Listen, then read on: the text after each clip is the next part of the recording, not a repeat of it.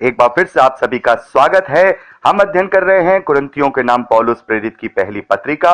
अब समय है कि हम उसके 14वें अध्याय और उसके 6ठे वचन से आगे का अध्ययन करें। तो मेरे प्यारे भाई बहनों, यहाँ 6ठे वचन से लेकर के आगे तक पौलुस ने ये बातें हमें समझाई हैं कि क्यों हमें अन्य भाषा का वरदान सबके सामने नहीं बोलना है और क्यों अन्य भाषा का वरदान केवल अपनी ही खुद की आत्मिक उन्नति के लिए होता है, वो कलीसिया की आत्मिक उन्नति के लिए नहीं होता। ये बहुत ही अच्छी तरह से यहाँ 6ठे वचन से लेके आगे पौलुस ने हमें समझाया है। बड़े ध्यान से समझिएगा, बड़े ध्यान से सुनिएगा।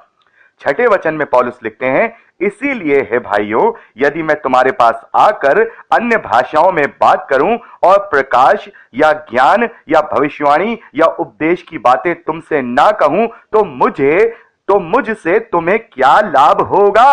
हालेलुया। यहां पे पौलुस कह रहे हैं कि ब्रदर जेम्स, अगर केवल अन्य भाषा में ही आपसे रिकॉर्डिंग कर करके भेजते रहेंगे, अन्य भाषा में ही रिकॉर्डिंग कर करके आपको पहुंचाते रहेंगे, तो मेरे प्यारे भाई बहनों, आप लोगों को मुझसे क्या लाभ होगा। पौलुस यही कह रहे हैं, कलीसिया में आकर मैं उस अनजान भाषा में जो कोई नहीं समझता, जो केवल परमेश्वर के लिए है, वो भाषा मैं दूसरों के सामने आकर के बोलने लगूंगा, तो फिर उस भाषा को बोलने से मेरे लिए तुम्हारा क्या लाभ होगा, तुम्हें मुझसे क्या लाभ पहुंचेगा। समझिए इस बात को। पौलुस क्या कह रहे हैं कि मैं अगर अन्य भाषा में बात करूंगा तो मुझसे तुम्हें क्या लाभ पहुंचेगा। उससे तो केवल मुझे ही लाभ पहुंचेगा, क्योंकि वो मैं परमेश्वर से बात कर रहा हूं, आत्मा में होकर भेद की बातें हैं, परमेश्वर से कर रहा हूं। वो मेरे लिए हैं, वो मेरी आत्मिक उन्नति के लिए हैं। मैं कलीसिया में बोलकर दूसरों की कौन सी आत्मिक उन्नति करा दूंगा, मैं कौन सा लाभ बन जाऊंगा। तो यह बात हमें समझनी होगी। जो कलीसिया में इस प्रकार से सबके सामने अन्य भाषा बोलते हैं और उसका अनुवाद नहीं कर पाते हैं, तो मेरे प्यारे भाई बहनों, वो उनके लिए किसी भी लाभ का कारण नहीं हो रहे हैं। वो हो सकता है कि अपनी पर्सनल जो उनकी आत्मिक उन्नति है वो कर रहे हो, लेकिन पौलुस कह रहे हैं फिर सबके सामने बोलने से ऐसे लोगों को बल मिल जाता है जो झूठे लोग हैं। तुम तो सही मायने में अन्य भाषा का वरदान पाए हुए हो, हम जानते हैं, और मैं जानता हूं ऐसे बहुत सारे भाई बहन हैं, जैसे मैंने आपको बताया कि अन्य भाषा का वरदान पाए हुए हैं, लेकिन ऐसे भी हैं। आप इसको डिनाई नहीं कर सकते हैं मेरे प्यारे भाई बहनों। ना ही उस वक्त कुरिन्थ की कलीसिया में पौलुस डिनाई कर पाए थे। इसको हम इग्नोर नहीं कर सकते हैं। ऐसे लोग हैं जो 10-15 शब्द सीख करके वो माइक पर बोलते हैं और अपनी आत्मिकता को सिद्ध करते हैं। वो ना ही अपनी आत्मिकता में बढ़ रहे हैं, ना दूसरों के लिए लाभ बन रहे हैं। मुझे भी वो शब्द आते हैं, मैं भी बोल चुका हूं, लेकिन अब मैं बोलता नहीं हूं। वो सारे शब्द जितने आप माइक पर सुनते हैं, उनसे ज्यादा शब्दों को मैं बोल सकता हूं, और मैं बोलूंगा नहीं। क्यों? क्योंकि ये बातें मैं आपको समझा रहा हूं, मैं आपको सच बता रहा हूं। वो भाषा जो लोग बोलते हैं, उनको अच्छी तरह से और भी अच्छी तरह से मैं बोल सकता हूं, क्योंकि मैंने सुना है और मैं समझ गया और मैं बोल सकता हूं। तो क्या मैंने अन्य भाषा का वरदान प्राप्त कर लिया? नहीं। जब कभी अन्य भाषा का वरदान मुझे मिलेगा तो मुझे पता चल जाएगा कि मैंने अन्य भाषा का वरदान प्राप्त कर लिया है, और वो मैं किसी के सामने जब तक नहीं बोलूंगा, जब तक मैं उसका अनुवाद करना नहीं सीख जाऊंगा, या मुझे पवित्र आत्मा अनुवाद करने का वरदान नहीं देगा। वो मैं अकेले में ही बोलूंगा, मैं किसी से नहीं कहूंगा। ये इसलिए कहा गया ताकि झूठे लोग कलीसिया में आकर अपनी आत्मिकता का दावा नहीं कर पाए। तो जिन लोगों को सही मायने में वरदान मिला है, ये उन लोगों के लिए पौलुस की प्रभु यीशु मसीह में होकर आज्ञा है कि वो शांत रहें, वो कलीसिया में ना बोलें, क्योंकि उनके द्वारा अन्य भाषा में बात किए जाने से किसी भी कलीसिया के व्यक्ति को कोई भी लाभ नहीं हो रहा है। तो पौलुस कह रहे हैं कि तो मुझसे तुम्हें क्या लाभ होगा। 7वें वचन में पौलुस लिखते हैं, इसी प्रकार यदि निर्जीव वस्तुएं भी जिनमें से ध्वनि निकलती है, जैसे बांसुरी या बीन, यदि उनके स्वरों में भेद ना हो तो जो फूका या बजाया जाता है वह कैसे पहचाना जाएगा। और यदि तुरही का शब्द साफ ना हो तो कौन लड़ाई के लिए तैयारी करेगा। हालेलुया। पौलुस कह रहे हैं कि जब कोई ध्वनि बजाई जाती है, बांसुरी बजाई जाती है, तुरही बजाई जाती है, तो वो स्वर में बजाई जाती है। अगर वो बेसुरी बजाई जाएगी तो आपके कानों में किसी भी प्रकार का उसका कोई मतलब नहीं बनेगा, और आप कह दोगे भैया क्यों बजाए जा रहे हो, इसमें कोई बेसुरा बजा रहे हो, कान में दर्द हो गया। वही वाद्य, वही यंत्र जब स्वर के साथ बजाए जाते हैं, उसको आराधना में इस्तेमाल किया जाता है, और वो स्वर के साथ बजाए जाते हैं, तब वो हमें और आनंदित करते हैं। लेकिन कोई स्वर के साथ ना बजाए, उसको बेमेल तरीके से बजाए, तो आप साफ उसको बोल देंगे कि भाई प्लीज आप बंद कर दीजिए, आपको बांसुरी बजाना नहीं आता, आपको गिटार बजाना नहीं आता, आपको कॉन्गो बजाना नहीं आता, तो क्यों धुन भटका करके हमारे लिए तुम ये चीज कर रहे हो। तो पौलुस कह रहे हैं अगर तुरही का शब्द साफ नहीं होगा तो फिर कौन सैनिक लड़ने की तैयारी करेगा।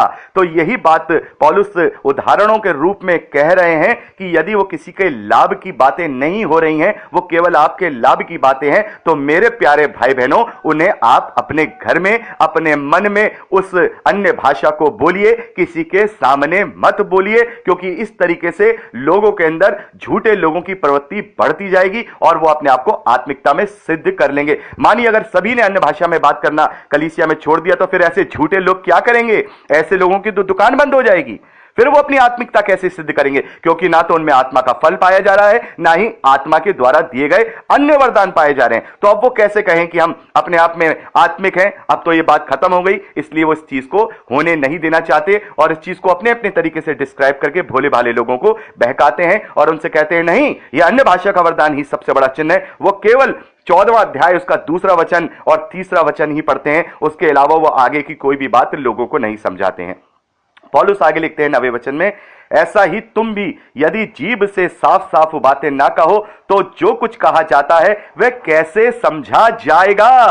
क्या तुम तो हवा में बातें करने वाले ठहरोगे? कितनी बड़ी बात यहां पौलुस लिख रहे हैं। यदि जो तुम 2-4 शब्द 5-10 शब्द बोल रहे हो, जो अन्य भाषा के रूप में तुम कह रहे हो, यदि वो साफ साफ बातें ना हो, उसका अर्थ तुम ना समझा पाओ, तो ये तो हवा में बातें करने वाला ठहरेगा। जगत में कितनी ही प्रकार की भाषाएं क्यों ना हो, परंतु उनमें से कोई भी बिना अर्थ की ना होगी। इसलिए यदि मैं किसी भाषा का अर्थ ना समझूं तो बोलने वाले की दृष्टि में मैं परदेसी ठहरूंगा और बोलने वाला मेरी दृष्टि में परदेसी ठहरेगा। इसलिए तुम भी जब आत्मिक वरदानों की धुन में हो तो ऐसी कोशिश करो कि तुम्हारे वरदानों की उन्नति से कलीसिया की उन्नति हो। हालेलुया। बड़े ध्यान से इस बात को सुनिए, पौलुस बड़े ही अच्छी तरह से हमें समझा रहे हैं, हमें समझने की कोशिश करनी होगी। उन भाई बहनों को भी शायद ये मेरी बात अच्छी ना लगे जो अन्य भाषा का वरदान पाए हुए हैं, तो मैं उन भाई बहनों से कहना चाहता हूं, मैं ये नहीं कह रहा हूं कि आपको अन्य भाषा का वरदान नहीं मिला है, क्योंकि पौलुस ने इस बात को लिखा है कि अन्य भाषा का वरदान मिला है और यह परमेश्वर का धन्यवाद है कि आपको अन्य भाषा का वरदान मिला है और आप आत्मा से परिपूर्ण हैं। बस यहां पर पौलुस का कहना यह है कि किसी के सामने आप मत बोलिए, मन में बोलिए, घर में बोलिए, कलीसिया के सामने मत बोलिए। केवल पौलुस का कहने का तात्पर्य यह है क्योंकि वो आप किसी का लाभ नहीं कर रहे हैं उस भाषा को बोल करके, आप कोई कलीसिया की उन्नति नहीं कर रहे हैं। तो ऐसे मेरे प्यारे भाई बहनों, जो लोग अन्य भाषा का वरदान प्राप्त किए हुए हैं, वो मेरे को इस बात से गलत ना समझें, पौलुस को गलत ना समझें। पौलुस कह रहे हैं कि हां ऐसा वरदान होता है, यस, लेकिन प्लीज आप उन्हें कलीसियाओं में ना बोलें और जो बोलते हो उन्हें भी समझाएं कि आप इसे कलीसिया में ना बोलें, क्योंकि इससे बहुत सारे झूठे लोगों को बल मिलता है कि वो अपनी आत्मिकता इन 10-15 शब्दों को सीख करके सिद्ध करने की कोशिश करते हैं। और यही कारण है मेरे प्यारे भाई बहनों, जो सही मायने में आत्मा का वरदान पाए हुए लोग हैं वो आजकल कलीसिया में नहीं बोलते हैं, क्योंकि अगर उन्हें आत्मा का वरदान मिला है तो इसका मतलब वो पवित्र शास्त्र को पढ़े हुए हैं, उन्होंने आत्मा का कॉन्शियस में ये जान लिया होगा कि हमें कलीसिया के सामने नहीं बोलना है। इसीलिए 15 से ज्यादा शब्द आज हमें सुनाई नहीं देते हैं। और अगर ऐसे भाई को, जो मैं ऐसे भाई को जानता हूं जो पूरी भाषा में बात करता है, वो आखिर ऐसा नहीं करेगा। लेकिन बाई चांस मान लीजिए मैं उनसे कहूं कि नहीं आप कलीसिया में इस प्रकार से भाषा में बात करिए, अन्य भाषा में बात करिए, तो हो सकता है कि या तो वो लोग कह देंगे नहीं ये तो अन्य भाषा बोल नहीं रहा है, ये ऐसी थोड़ी होती है अन्य भाषा, या फिर उससे 15-20 और ज्यादा शब्द सीख लेंगे।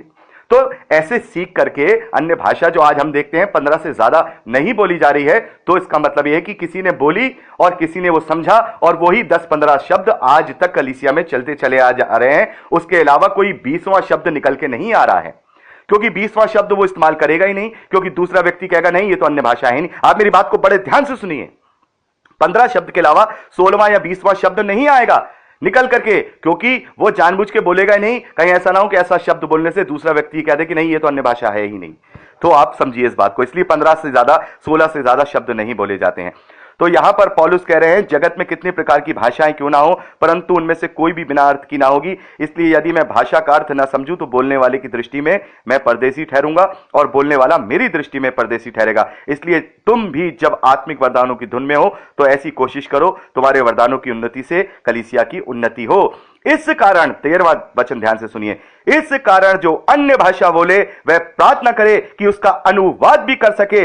इसलिए यदि मैं अन्य भाषा में प्रार्थना करूं तो मेरी आत्मा प्रार्थना करती है परंतु मेरी बुद्धि काम नहीं देती। अतः क्या करना चाहिए? मैं आत्मा से भी प्रार्थना करूंगा और बुद्धि से भी प्रार्थना करूंगा, मैं आत्मा से भी गाऊंगा और बुद्धि से भी गाऊंगा। नहीं तो यदि तू आत्मा ही से धन्यवाद करेगा तो फिर अज्ञानी तेरे धन्यवाद पर आमीन कैसे बोलेगा? अन्य भाषा में बात कर रहा हूं कलीसिया के सामने, उसे समझ में नहीं आ रहा है और जहां आमीन बोलना चाहिए वो कलीसिया का व्यक्ति आमीन नहीं बोल रहा है, तो कैसे वो बोलेगा? क्योंकि उसे समझ में ही नहीं आ रहा है। तो प्रार्थना करो कि हमें उसका अनुवाद भी आए ताकि हम उन्हें समझा सकें और वो हमारी बात पर आमीन बोले। मान लीजिए अन्य भाषा में बात कर रहा हूं कलीसिया के सामने और वहां पर मैं परमेश्वर से प्रार्थना कर रहा हूं अन्य भाषा में और वहां कलीसिया को आमीन बोलना है, लेकिन उन्हें समझ में नहीं आ रहा है, तो वो आमीन कहां बोलेंगे? तो फिर क्यों उनके सामने बोल रहे हो जब वो समझ ही नहीं रहे? पौलुस ने बहुत अच्छी तरह से यह बात समझा दी है कि वो कैसे आमीन बोलेंगे, वो कैसे तुम्हारी प्रार्थना में शरीक होंगे, क्योंकि आमीन बोलने से ही तो प्रार्थना में दूसरे लोग शरीक हो जाते हैं। वो आत्मा माफ कीजिएगा, वो प्रार्थना सबकी हो जाती है। मान लीजिए मैं प्रार्थना कर रहा हूं और प्रार्थना करने के बाद मैं कहता हूं प्रभु यीशु के नाम में आमीन, तो सभी बोलते हैं प्रभु यीशु मसीह के नाम में आमीन। तो जो प्रार्थना मैंने सबके साथ मिलकर की है वो प्रार्थना सबकी हो जाती है। जब वो आमीन बोलते हैं तो वो अन्य भाषा सबकी नहीं हो सकती, क्योंकि उन्हें पता ही नहीं है कि उन्हें आमीन कब बोलना है। हालेलुया, इस बात को आप समझिए।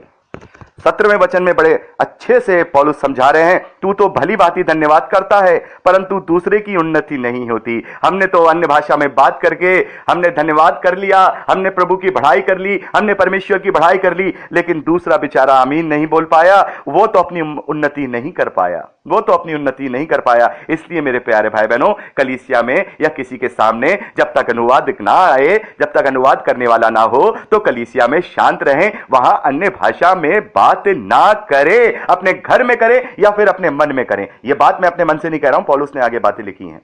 आगे पौलुस लिखते हैं कि मैं अपने परमेश्वर का धन्यवाद करता हूं कि तुम सबसे अधिक अन्य भाषा मैं बोलता हूं, परंतु कलीसिया में अन्य भाषा में 10,000 बातें कहने से मुझे और भी अच्छा यह जान पड़ता है कि दूसरों को सिखाने के लिए बुद्धि से 5 बातें कहूं। पौलुस कह रहे हैं कि तुमसे ज्यादा अन्य भाषा में मैं बात करता हूं, तुमसे ज्यादा मैं अन्य भाषा में बात करता हूं, लेकिन अन्य भाषा में बात करके अगर 10,000 बातें मैं तुमसे कहूं और वो तुम्हें समझ ना आए, तो उससे अच्छा मुझे यह लगता है कि मैं दूसरों को सिखाने के लिए, दूसरों की आत्मिक उन्नति के लिए बुद्धि से केवल 5 ही बातें कहूं।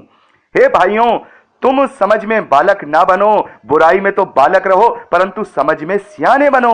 व्यवस्था में लिखा है कि प्रभु कहता है मैं अपरिचित भाषा बोलने वालों के द्वारा और पराये मुख के द्वारा इन लोगों से बातें करूंगा तो भी वे मेरी ना सुनेंगे।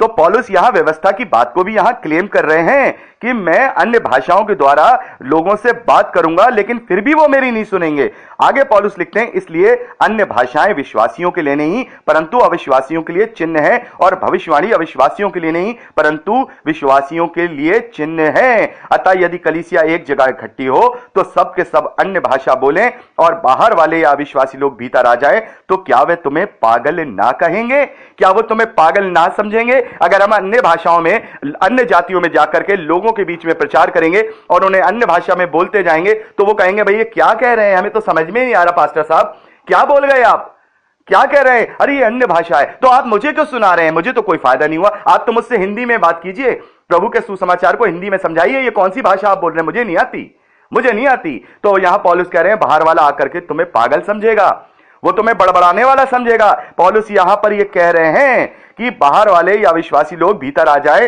तो क्या वो तुम्हें पागल ना कहेंगे? या हम अन्य जातियों में बीच में जाकर के अन्य भाषा में ही बात करेंगे तो क्या वो हमें ये नहीं कहेंगे कि प्लीज पादरी साहब हमें नहीं आता, आप हमारी भाषा में समझाइए, क्या बोल गए, हमें तो, हमारे तो सर से निकल गई। तो क्या लाभ? इसीलिए पौलुस कहते हैं कलीसियाओं में अन्य भाषा में बात ना करो। आगे पौलुस लिखते हैं, परंतु यदि सब भविष्यवाणी करने लगे तो कोई विश्वासी या बाहर वाला मनुष्य भीतर आ जाए तो सब उसे दोषी ठहरा देंगे और परख लेंगे। ये 24वां वचन ज्यादातर लोग समझ नहीं पाते हैं और मैं इसे अच्छी तरह से डिस्क्राइब करना चाहता हूं। और अभी 15 मिनट की रिकॉर्डिंग होने वाली है, तो आगे का जो संदेश है वो अगली रिकॉर्डिंग में हम बात करेंगे। प्रभु आपको आशीष दे। Praise Lord.